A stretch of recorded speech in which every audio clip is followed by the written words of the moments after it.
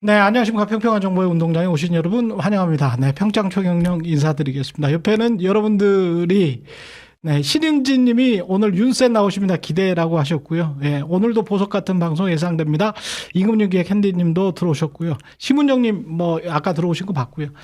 예, 감사드리고요. 윤지호 LS증권 전 센터장 하셨다가 이제 소매부문 대표 네. 하셨었죠. 거기 몇 개 부분이 있습니까? 보통 그런 증권사들은 큰 증권사는 4개 본부 있었죠. 네 개 본부. 네, 네. 네 개 본부에 이제 대표 있고 총괄 대표 있고 그렇게 되는 겁니까? 대표 있고 뒤에 사장님 계시고. 사장님 계시고. 예. 진 나온 직장 얘기해서 뭐. 지금은 이제 완전히 자유인이 그렇죠. 되셨어요. 그리고 사실은 제가 이제 페이스북에서 그 가장 많이 참고하고 있는 현인 분들 중에 한 분이십니다. 감사합니다. 저야 뭐 최 기자님 옛날부터 예. 라디오 할 때부터 항상 불러주시면 기쁜 마음으로 갔었기 예. 때문에 언제나 불러주시나 했는데 아유, 감사드립니다. 원래는 책 프로 하자고 그래서 책 프로 하자고 했는데 원래 또 할 때 요게 좀 저 대선이 끝나가면 예, 그쵸, 대선이 좀. 끝나면 조금 좀 안정되면 이제 책 프로도 하고 그렇죠. 그러자고요. 예. 불확실성이 좀 거쳐야겠죠. 예. 네. 오늘 금리하기부터 네. 시작해서 이제 미국 성장주 우리 저 한국 주식까지 이야기를 해 주신다고 했는데 금리하기부터 시작하시는 이유는 뭘까요? 작년부터 해서 올해 가장 제가 그 좀 변화의 중심에 있는 게 뭐냐? 저는 금이라 봐요. 금이 트라이온스당 그 그램 온스, 스킬이 예. 하겠죠. 트라이온스당 3,000불을 넘어갔는데 금이라는 게 우리가 황금 보기를 돌같이 하라고 하지만 금이라는 거는 과거서부터 항상 가치의 척도였어요. 그럼요. 우리가 온갖 나라들이 다 화폐를 만들었지만 결국 최종적으로 합의가 된 통용화폐는 금이었는데 그래서 보통 금이라는 게 우리는 평상시에는 뭐 불확실성이 커지면 금을 선택하고 인플레이션이 커지면 금을 선택하고 뭐 이 정도로 해석을 해왔는데 최근에 금 상승세는 뭔가 그런 거 이상인 것 같다는 생각이 들어요. 그게 네. 뭘까 생각해 보면 사실 전 세계 외환 거래의 한 80%가 달러잖아요. 그리고 외환 보유고들 다 달러 들고 있잖아요. 60% 정도 들고 있는 걸로 아는데 예. 이 지형의 변화가 이제 드디어 확실히 생긴 거 아닌가. 난 결국은 뭐 왜냐면 미국이 스스로 그렇게 했어요. 미국이 뭐냐면 원래 스스로 무역 적자를 용인하는 나라였거든요. 그렇지. 아시잖아요, 기자님. 그렇죠. 왜냐면 필리핀의 딜레마라고 예. 원활히 통화를 공급해줘야 되는데 내 그렇지. 기축 통화니까 그렇지. 자기 스스로 자업자득이죠. 예. 무역 적자를 봐야 되는데 이건 뭐 트럼프 정부에서는 안 보겠다 그러니까. 안 보겠다. 그게 얼마나 웃긴 얘기냐면 그럼 어떻게 안 보겠냐는 거예요. 예. 근데 그럴 수밖에 없는 게 왜 대통령이 됐냐면 미국의 기업들은 막 좋아졌는데 제가 나중에 한번 데이터를 보여드린 어디 페이스북한테 올렸으니까 보시면 되는데 노동 분배율이 미국이 엄청 떨어졌어요. 그러니까 트럼프는 공화당이지만 예. 어떻게 보면 묘하게 기층의 지지를 받아서 당선된 거예요. 맞아. 그렇죠, 기자님. 그렇죠. 제가 정치는 잘 모르지만 레드넥들이 그 그쵸. 백인 노동자들 서민들을 위한다고 하면서 그쪽의 지지를 받은 거예요. 그러니까 결국 무역 적자를 감수한다는 거는 제조업을 버렸던 거거든요. 난 이건 어차피 내가 안 만들어. 다른 나라에서 만들어서 내가 그렇지. 사다 쓸 거야. 우리는 대신 소비하고 그렇게 소비하고 막 달러 찍어내서. 그렇죠. 테크 같은 거에서 뭐 네. 우리가 제조는 많이 안 하고 그렇지. 서비스로 돈 벌게 하고 있던 나라가 어느 날 갑자기 이걸 안 하겠다는 거야. 그러니까 사람들이 이제 생각한 거죠. 달러가 기축통화 포기하는 거야? 그렇잖아요. 그렇죠. 그랬더니 이제 갑자기 스테판 이란이라고 정말 이거 제가 이제 책 기자를 있으니까 재밌어서 예. 그냥 좀 말 좀 거칠게 하는데 예. 정말 말도 안 되는 짓을 해요. 뭐냐면 그 마라로고 협의라고 들어보셨어요? 말하라고. 예. 제가 적어왔는데 야 나 처음에 그 2월달에 듣고서 설마 국제 100년짜리 말씀하시는 거예요? 아 그렇죠. 마라로가 이게 무슨 마라로가 트럼프 별장인데 네. 플로리다 거기 언제가 모일 거라는 소문이 많단 말이에요. 네. 지금 갑자기 거기에 우리나라 이제 우리도 가고 뭐 가서 거의 황제폐하한테 아련하는 상황이 그렇죠. 오겠죠. 근데 네. 그 핵심이 뭐냐면 달러의 힘도 기축통화 지위도 유지하는데 재정 부담도 줄이고 제조업도 살리고 다 하겠다는 거예요. 그렇지.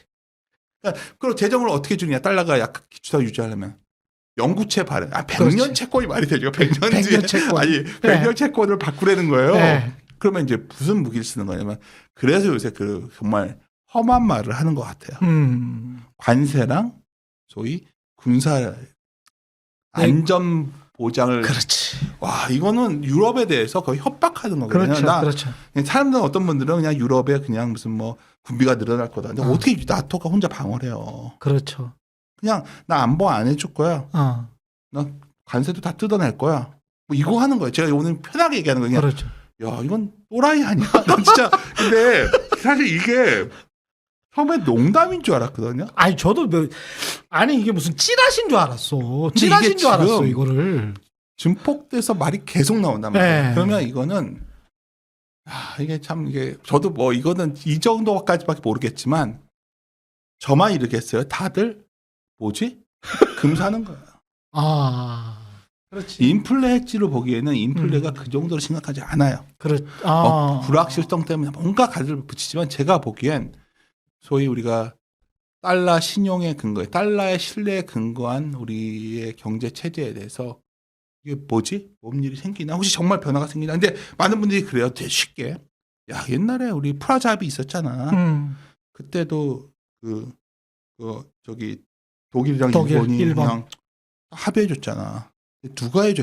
그거 하고서 일본이 망한 걸 다 알고 있잖아요. 그때 30년간 불황이었어요. 그렇죠. 일본이 장기 침체 왔어요. 네. 그냥 아무도 안 들어줄 거예요. 유럽이나 중국이. 독일은 나중에 그래도 통일을 하고 이유가 있었기 때문에 그 시장이 다시 이제 팽창을 할 수가 있었는데 일본의 케이스를 봐야지. 그랬더니 나온 게 야, 내가 이렇게 돈 너희들 손해보고 무역 적자 봐주면서 그냥 지켜줬는데 안 지켜줄 거야. 돈 내놔. 이거 하는 거예요, 지금. 그렇죠. 그러니까 제가 이 말씀을 왜 드리는 거냐면 그러니까 이게 성공한다면 정말 새로운 미국의 해법을 찾은 거겠지만 이렇게 쌍방간의 합의가 아닌 겁박에 의해서 진행되는 거는 도저히 글로벌 니고시에이션이 안 될 것이다. 그렇죠. 그래서 최근에 이제 어떻게 이게 흐름이 나는 것 같냐면 저는 미국이 그 정도 힘이 없다 보거든요, 지금. 그 정도 힘이 없다 보니까 최근에 이제 각 나라들이 각자 행보에 들어간 것 같아요. 각자 도생? 근데 그게 이제 막강한 거죠. 그러니까 이게 처음 들어가면 금이 왜 그러냐? 미국의 패권이 흔들린다는 거잖아요. 그렇죠. 패권이 왜 흔들리냐면 미국은 이렇게 생각하는 거죠. 내가 세니까 푸틴이랑 손잡고서 가도 되고 내 마음대로 할 수 있어 했는데 그렇지. 독일이 당장 독일 증시가 왜 이렇게 엄청 좋은 거 아세요? 좋더라고요. 독일 경제 그렇게 망가진다고 하는데 왜 좋냐면 사실 독일하면 바이마르 공화국 때부터 그냥 인플레이션 하면 지겨울 정도로 많이 교과서 나오는 얘기잖아요. 정말 긴축 재정의 화신 같은 나라잖아요. 그렇죠. 근데 그 나라가 이제 바뀌어 버리니까. 그러니까 독일 같은 경우에도 부채 브레이크라고 그래가지고 부채도 높아지면 딱 브레이크 걸리게 되는데 다 풀어버리는 거예요. 그렇죠. 그러니까 그 GDP 1% 이상의 국방비는 아예 지출해서 제외하겠대요. 그리고 더더욱 5천억 유로를 쓰겠다는데 인프라에 5천억 유로면 전체 그 독일 GDP의 10%가 넘어요. 그러니까 우리나라 또 이렇게 하면 790조가 넘어요. 이 돈을 한꺼번에 쓰겠다는 거 5년 동안. 한꺼번에. 그렇죠. 그러니까 이게 무슨 말이냐면 전에는 기억나세요? 그러니까 미국이 이렇게 희생을 해주니까 유럽도 적절하게 재정을 균형해주고 막 그리스 사태 나면 막 그리스도 스스로 뭐 자구책 내는 거 이랬는데 그래? 우리도 막 나가는 그러니까 선세가 지금 또 미국 잘 나간 건 뭐냐면 너희들이 아무리 돈을 풀어도 미국철 다 사준 거 아니에요. 그랬습니다. 미국이 무슨 짓을 해도 미국 사람들을 위해서 우리는 미국의 미국이 잘한 거죠. 세계 경제에 어쩌면 달러를 공급해주고 소비를 해주면서 컸는데 아니 소비를 안 해주겠다 하니까 이제 내가 각자 소비할게. 독일이 그렇게 나가는 거예요. 그랬더니 환호하는 거죠 이제. 왜냐하면 미국이 그렇게 주가가 좋아졌던 거잖아요. 솔직히 말해서 그랬죠. 미국이 왜 좋았습니까? 다른 나라에 비해서 훨씬 돈을 많이 풀어도 그러니까 미국은 돈을 풀어도 기축통화 국가니까 문제가 안 돼요. 근데 우리나라가 돈을 많이 풀면 우리는 IMF를 가버리는 거예요. 정말 아시잖아요. 이게 정말 기축통화가 아니라는 것들. 근데 독일이 막 그리고 선방을 쳤고 최근에 제가 보기엔 중국도 정말 최악의 상황인데 그냥 돈을 풀어버리는 거예요. 오히려 숨통을 터줬어. 그러니까 이게 명분을 줘버렸어요. 사실은 미국은 정말 중국을 싫어하는 것 같아요. 트럼프는 어떻게 하는지 중국을 배제하고 푸틴과 손을 잡고 정말 하나거든요. 중국을 포위하겠다. 근데 지금 중국의 상황은 어쨌든 가장 놀라웠던 사건 작년 이후에 예. 그게 어쩌면 중국이 가성비 있게 뭘 할 수 있다는 걸 알아버렸어 우리가. 그리고 생각보다 중국의 소위 지적 자산, 무형 자산, 소위 인력이 막강하구나를 알아버렸죠. 딥시크로 완전히 그럼요. 확인이 된 거죠. 예. 요새 이제 이게 주식과 연관되는 거예요. 왜 미국의 테크 주식들이 저럴까? 딱 하나입니다. 저렇게 비싸게 생산 안 해도 되는구나 안 거예요 지금. 그러니까 엔비디아가 왜 달라졌냐? 엔비디아의 매출 성장이 꺾일 거니까. 예. 이유는 뭐냐? 아니 가성비 있게 할 수 있거든 우리는. 근데 중국이 가성비 있게 하는 회사들에 대해서 엄청난 지원을 지금 해주고 있는 상황이고 문제는 하나 좀 문제가 이제 뭐 시진핑 정부가 이제 임기 이제 반 넘었으니까 다음 가려면 어떻게 경제 살려야 되는데. 그렇죠. 어떻게 보면 이번에도 뭐 내수 얘기하지만 기본적으로 이런 IT 쪽에 몰아붙일 수 있게 된 건 결국은 생각보다 이쪽에 투자를 매년 해왔던 효과가 있는 거거든요. 아. 그래서 제가 이제 계속 드리는 말씀이 제가 이렇게 뭐 중국 증시가 좋다 나쁘다를 떠나서 예. 이런 현상들이 아까 계속 말했지만 달러 패권에 대한 미국 패권에 대해서 뭐야? 이런 생각을 하는 거죠. 그런 생각들이 모아지는 최종 바로미터가 금일 거예요.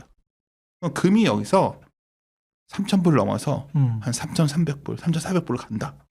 이거는 그게 심화되는 상황일 거고. 그렇죠. 그러니까 금이라는 게 뭐 우리가 투자하는 것도 방법이겠지만 어쩌면 지금 역사상 최고 레벨의 금이 간 거는 결국 미국의 이런 정책들이 그렇게 잘 풀리지 않고 있다는. 세계 시장에 먹히지 않는다. 그러니까 그 겁박이 잘 안 먹히는 거죠. 지금까지는 지금 상황을 보면 독일도 중국도 안 따르고 있고요. 그렇죠. 그렇죠. 근데 스스로 그게 트럼프 정부는 이렇게 생각하는 것 같아요. 그래? 내가 이렇게 무섭게 하면 따라올 거야. 그리고 우리는 그걸 되게 멋있게 트럼프의 거래 전략이라고 얘기해요. 근데 미국이 그만큼 체력이 안 된다면. 최근에 그 트럼프 정부 지지율 보면 생각보다 안 좋습니다. 그렇죠. 예.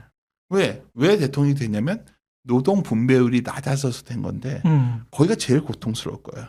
그 월스트리트 저널이 바로 지적을 했습니다. 그렇죠. 당신 지지자들을 타격하고 있는 거다. 지금 당신 정책이. 제일 문제가 하나 있어요. 우리가 이제 뭐 알아보니까 막 산으로 가서 이거 되게 주소 없다고 할 텐데 네. 미국에서 제조업을 이제 가져와라 했단 말이에요. 제조업을. 미국에 들어간 공장들이 다 문제가 생기고 있어요. 뭐냐면 노동력이 생각보다 질이 별론 거예요. 그거는 그러니까 인건비는 비싼데 네. 노동의 질이 안 되니까 그걸 자동화하겠다고 우긴단 말이에요. 로봇이 된다고 하는데 이게 그렇게 간단한 게 아니에요. 그렇지. 그러니까 과연 미국에서 생산한 제품을 과연 그게 품질면에서나 그렇죠. 원가도 비싼데. 원가도 비싸잖아요. 그러니까요. 그러니까 이게 과연 미국에 득이 될 거냐? 그럼 전 세계적으로 교역량이 좋은데 그럼 나머지 나라끼리 뭘 하지 않을까?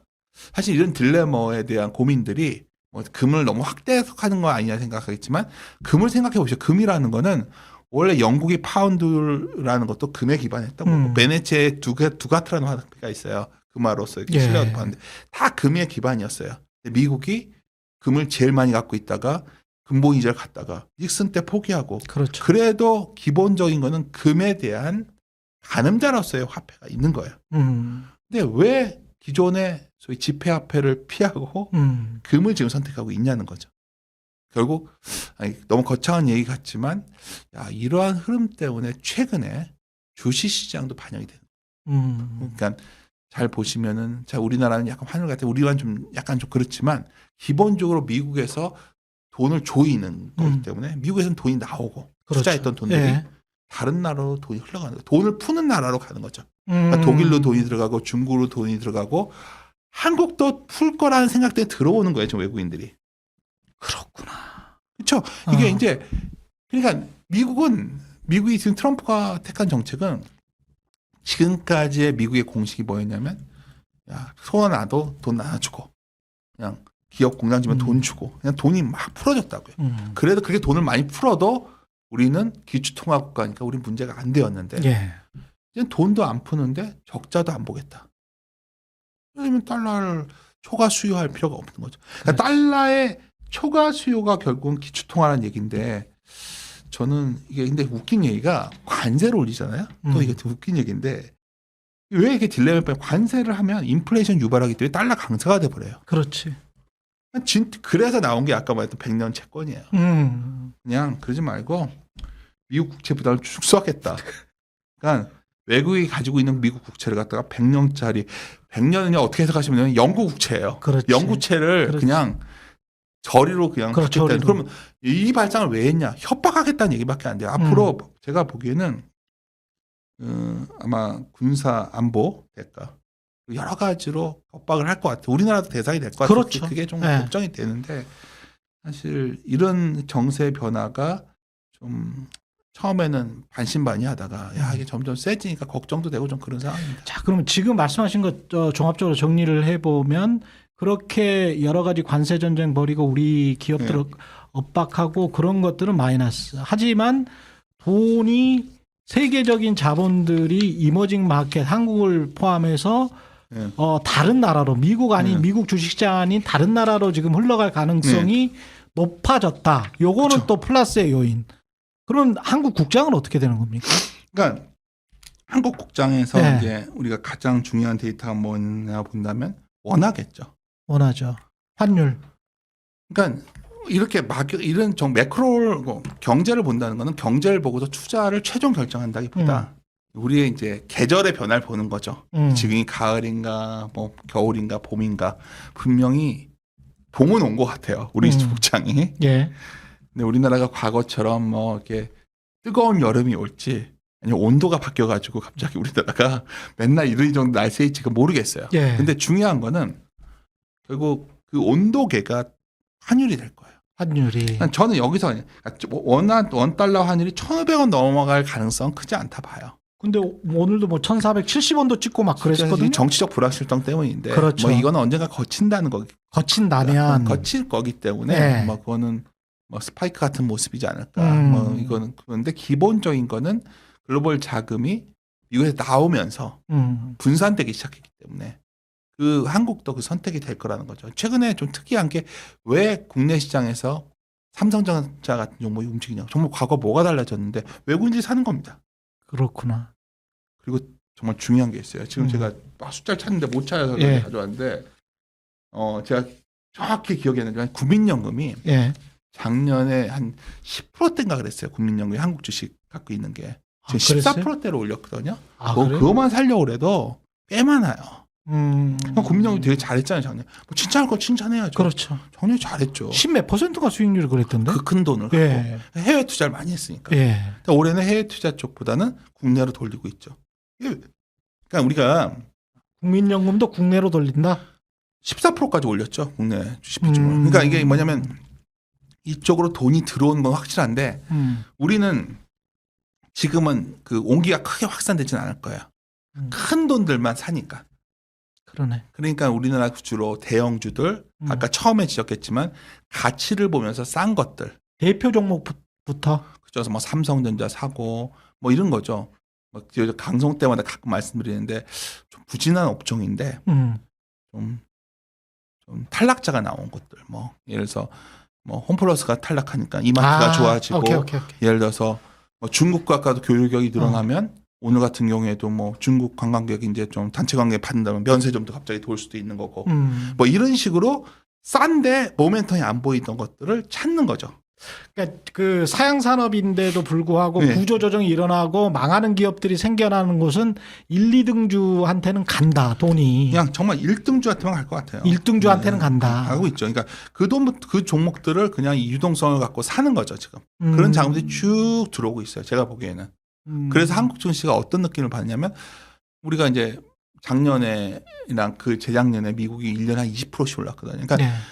미국 아침에 빠지고 나면 한국 폭락할 것 같은데 한국은 안 빠지고. 그렇지. 잘 안 빠지더라고. 미국이 좀 올라가면 우리는 치고 나가고. 근데 그 지수를 보지 말고 종목을 보면 그냥 꾸준한 종목들이 꽤 많거든요. 그렇죠. 그게 결국은 돈은 들어오기 시작했어요. 근데 여기에 이제 온기가 확 늘어나려면 뭔가 조심스럽지만 모멘텀이 필요하죠. 모멘텀이라는 건 여러 가지 불확실성들이 거치고 또 하나 무엇보다 주식시장 투자자 입장에서는 제가 정말 요즘 많이 강조하는 게 어떻게든 3월 13일 목요일 날 3법 개정안이 국회 본회의를 통과했어요. 예. 저는 굉장히 감격적인 순간이라 봐요. 왜냐하면 우리나라의 주시장이 안 됐던 가장 큰 이유는 결국 주주 가치와 오너 가치가 있다면 한국에 있는 오너 가치, 한국에 내가 용어 만든 거예요, 제가 오너 가치라고. 오너 가치. 제가 옛날 글을 한번 쓴 적이 있는데 일본의 그 재벌을 자이바추라고 하거든요. 예. 재벌을 나머지는 현재적 재벌을 게레이츠라고 하는데 한국은 아니까 자이바추가 많이 있거든요. 자유인이 되니까 이름 할 수 있으니까 편하네요. 근데 하여튼 그래서 오너 가치가 너무 지배하다 보니까 도저히 통제가 안 됐었어요. 그러니까 우리가 이제 드디어 뭐 1년 유예했던 어쨌든 간에 최종 확정에 대한 불확실성은 있지만 예. 그래도 한 발 나갔다. 그렇죠. 이제는 주주 가치를 함부로 보면 안 되고 우리가 처음에 갑자기 우리가 배당도 얘기했지만 이제 사람들이 숫자를 봐야죠. 왜냐면 숫자를 봐도 옛날에 뭐가 문제였냐면 내가 숫자를 봐서 이 회사의 가치가 100이라고 봤는데 어느 날 갑자기 비상장 회사를 통해 가지고 오너 아들한테 이게 쫙 뺏겨요. 옛날에는 이제 그런 것들이 용인이 됐지만 이제는 만약에 상법 개정이 돼서 이사회 충실 의무의 범위가 확대되면 그런 행동을 하면 이제 큰일 나는 거잖아요. 그러니까 시장은 지금 반신반의하지만 그 길로 가고 있고요. 그 대표적 증거가 있어요. 일본이 잃어버린 한 20년 동안 그렇게 돈을 풀어도 주시장이 안 됐거든요. 그렇죠. 근데 10년 전부터 갑자기 주주 가치를 전면에 내세웠어요. 일본. 맞습니다. 맞습니다. 그리고 더 놀라운 건 그 틈을 타서 워렌 버핏이 일본의 상사 주식을 사버려요. 상사 주식을 샀지. 그렇죠. 예. 사실 신기하지 않아요? 그러니까 왜 그때 워렌 버핏은 일본 시장을 싸다고 봤겠지만 자기 가치를 제대로 안 해주니까 안 하다가 같이 그 다음에 결국은 큰 변화가 생겼단 말이에요. 저는 결국은 우리 증시도 그 길로 가기 시작했다. 그러면 지금의 원화 단계는 매우 원화 가치가 떨어져 있는 상황일 것 같고 예. 그 점도 매력적이고 또 가치 측면에서 본다면 우리가 어쩌면 과거에는 우리가 소유했던 가치를 많이 아직도 뭐 하나 에어로스페이스처럼 좀 짜증나는 일도 있지만 기본적으로 전부 다 언론들도 굉장히 날카롭게 그렇죠. 가만히 안 보잖아요. 못 보죠. 왜냐면 또 주주들이 세졌어. 주주도 개인 주주들이 엄청 세졌어. 이제. 그리고 이제 걱정들 많이 하세요. 예. 뭐 MBK 같은 거에서 막 들어왔다 팔고 나가는 거 아니냐. 근데 제가 이제 항상 드리는 말씀인데 우리가 연애할 때 나쁜 마음 갖고 들어오는 경우도 있는 거예요. 우리 결혼할 때 보면 자기 딸이 이제 아버지가 장인어른 될 분이 재산이 많으면 그렇죠. 결혼했다가 뭐 진짜 이럴 수도 있는 거고 그렇죠. 월급을 많이 버는 그 와이프를 구할 수도 있는 거고 이게 표현이 좀 그럴 수 있는데 핵심적인 건 뭐냐면 재산을 노리는 것도 투자입니다. 욕은 하지만 그리고 재혼하면 돼. 아이고 또 이거 진짜 그래도 돼요? 아니 재혼하면 돼. 아 이거 진짜 아니, 이런 말 해도 돼요? 진짜 아니 그러니까 저는 이런 주식에서 결혼하지 말라는 이야기 있잖아요. 네. 투자자들이. 근데 이제 경영도 물론 사모펀드에 넘어갔다가 물론 구조조정이 잘못돼 가지고 뭐 망가진 기업들도 있습니다만은 사모펀드에 넘어갔다가 제대로 짝을 만나서 활짝 핀 기업들도 있거든. 그러니까 자본주의라는 게 결국은 구조조정과 사모펀드, 그게 사모펀드의 선작용도 봐야 된다는 이야기지. 그러니까 이런 거죠. 네. 우리 결혼을 할 때 이제 우리가 재산을 보고 결혼할 거냐. 그렇죠. 근데 우리 와이프가 정말 충실하게 막 능력 있어 월급을 잘 버는 친구랑 결혼할 거냐. 그렇죠. 근데 이제 재산을 보고 결혼한 사람들도 있다일 수 있다는 거죠. 그것도 투자예요. 근데 더 좋은 투자는 아까 배당이나 우리가 숫자를 보는 거는 그래도 열심히 노력해서 직장 다니면서 매달 얼마씩 돈을 벌어온다면 이게 캐시를 만들어내는 와이프죠. 그러니까 이런 선택도 선택인데 여하튼 중요한 건 그걸 함부로 누가 못 뺏어가게 하면 되거든요. 그렇죠. 우리 와이프 재산이고 우리 와이프가 돈 벌고 내가 번 거고 내 재산인데 그게 누군가가 들어와서 딱 뺏어간다면 그러니까 우리가 주식투자라는 게 한마디로 하면 자꾸 주식 한 주 한 주 생각하시는데 기본 생각이 주식투자는 전체를 분석한 다음에 그 일부를 사는 거예요. 전체 분석이 끝나는데 전체를 갖고서 주식수로 나눈 게 내가 가져오는 건데 그렇죠. 어느 날 봤더니 전체를 똑같이 분석을 해도 내가 가져올수 있는 목이 계산이 달라지는 거. 이게 제일 두려웠던 거 아니에요? 그렇죠. 이것이 바뀌는 게 한국도 시작된 거기 때문에 국장에 대한 국장 탈출은 뭐 지능순 막 있는데 젊은 친구들한테 이제 항상 얘기하는 게 그래도 한국도 큰 모멘텀이 하나 생겼다는 거죠. 결국은 우리가 주주를 경시하는 문화 풍토는 분명히 벗어나기 시작했다. 어려운 길이 되겠지만 분명 우리가 좀 그런 생각들을 모아간다면 뭐 최 기자님이랑 저도 뭐 좀 변화에 일조하지 않을까 그런 조심스러운 기대를 하게 되네요. 예. 전국이 좀 안정되고 환율만 좋아진다면 업종 대표주 싸도 너무 싼 주를 지금부터 한번 찾아보시는 것도 좋을 것 같습니다. 최근에 그 서울 보증보험도 확 올랐었던 거 있잖아요. 네. 그것도 그 페이스북에서 정확히 말씀을 하시대요. 정확히 했다기보다 네. 그러니까 우리가 투자라는 게 한번 저 네. 처음 오늘 모르시는 분들 많을 것 같으니까 투자가 뭐냐 해보면 저는 항상 가치와 가격의 그 괴리를 틈을 갖다가 잡아내는 거. 예. 그 게임을 하는 사람이거든요. 음. 근데 이제 우리가 많은 경우에 가격에 왔다 갔다 하면 정말 그 가격에는 마음이 어떻게 붙들어낼 수가 없어요. 사람을. 그렇죠. 주식시장이. 근데 네. 이제 우리가 이제 가치에 좀 그 기준을 갖고 있을 때 상당히 편한 그 숫자 중에 하나가 배당 수익이라는 게 있어요. 그렇죠. 배당 투자가 좋죠. 앞으로 아마 우리가 이제 상법 개정이 되고 주주 가치가 이제 오너들의 가치에 비해서 무시받는 시대가 끝난다면 아마도 모든 투자의 기본은 가치를 찾아가는 싸움이 될 거예요. 그렇게 되면 이제 배당 순위는 매우 중요해지는데 이게 뭐 거창한 얘기를 먼저 왜 드렸냐면 네. 그때 뭐 별거 아닙니다. 그 여러분들 공모주 하시잖아요. 공모주를 하는데 너무 기관들이 참여를 안 했었어요. 서울보증보험. 그렇죠. 서울보증보험이나 그 주관사 입장에서는 큰일 난 거죠. 이 사람들을 어떻게 끌어들일까. 그래서 엄청난 배당 정책을 발표합니다. 그랬구나. 그렇죠. 그러니까 그게 날려졌는데 사람들은 관심이 없지만 저 같은 사람들은 계산을 해본 거죠. 야, 이 가격에 하면 배당 순위 도대체 얼마야? 그때는 막 10% 넘지 않았어요? 10%가 뭡니까? 더 됐었죠. 그러니까 그걸 제가 이제 뭐 헬스에 보셨다니까 그거는 이제 이건 잘했다가 아니라 좀 특이한 사례죠. 가치 이상의 뭔가를 주려고 회사가 벌어들이는 것보다 더 뭔가를 해주려고 하니까 그건 여러 가지 이유가 있겠죠. 예를 들어서 이거 예보가 지분을 갖고 있는데 어떻게든지 가치를 키워서 어떤 해야 되는 상황이니까 그런 소위 숫자를 믿고서 하면 그 첫날은 주가가 그냥 흔들렸거든요. 시작할 때는. 네. 아니면 그럴 때는 아주 공격적으로 주식을 살 수 있는 거죠. 뭐 이걸 잘했다 못했다가 아니라 숫자에 근거해서 투자하시면 생각보다 가격의 흔들림에 내 마음이 끌려가지 않습니다. 그게 하여튼 좀 굉장히 중요한 것 같아요. 이 말씀을 꺼내신 게 지금 말씀하신 것 중에 팍 귀에 들어오는 네. 게 숫자에 근거해서 투자하면 공격적으로 살 수 있다. 그거는 저도 많이 경험했기 네. 때문에 공격적으로 사야 사실은 좀 큰 돈을 벌 수 있거든요. 사실은 주식 투자에서는. 예, 이렇게 네. 포트폴리오 하면서 조금 해봐야 사실은 뭐 없거든. 원래 제가 여기서 고상하게 말을 하면 뭐 네. 좋은 기업을 발견해서 장기로 내가 나와 같이 가고 이것도 좋은 투자고요. 그렇죠, 그렇죠. 근데 우리가 모멘텀 플레이라는 게 뭐 가격 보고 하는 게 아니라 여러 가지 이런 소위 실제 가치와의 괴리가 급격히 나올 때가 있어요. 그런 거를 활용한 소위 이벤트 전략들이라는 게 그렇지. 있는데 그게 사실은 주식시장에서 굉장히 방금 전에 그 기자님이 지적하신 것처럼 어떤 집중 투자에 굉장히 유리한 방식이거든요. 저도 이런 걸 되게 좋아하는데 네. 뭐 포스코홀딩스 같은 경우도 뭐 이렇게 수출 제한 무슨 관세 뭐 이런 거 나왔을 때 조금만 생각을 돌려봤으면 오히려 우리한테 유리하겠네라는 생각을 가지신 분들은 20한 4만 원대까지 꼬라박았을 때 공격적으로 투자할 수 있었거든. 그 가격대는.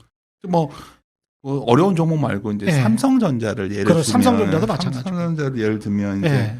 우리가 어떤 숫자를 보고들 있었냐면 전자 여러 가지를 얘기하지만 결국은 전자의 큰 방향은 뭐 외국인들이 언제 들어올 것이냐 그렇지. 있었을 것이고 또 삼성전자가 뭐 다른 걸 잘 못하고 있으니까 그냥 레거시 반도체가 좀 옛날 랜드 가격 뭐 디램 가격 이런 거 흐름이 어떨까를 매일 데이터를 보고 있던 사람은 그리고 제일 중요한 거 삼성전자가 전에 PBI라는 지표가 있는데 예. 그걸 0.82배 갔었거든요. PBR 아니고 PBI. PBR.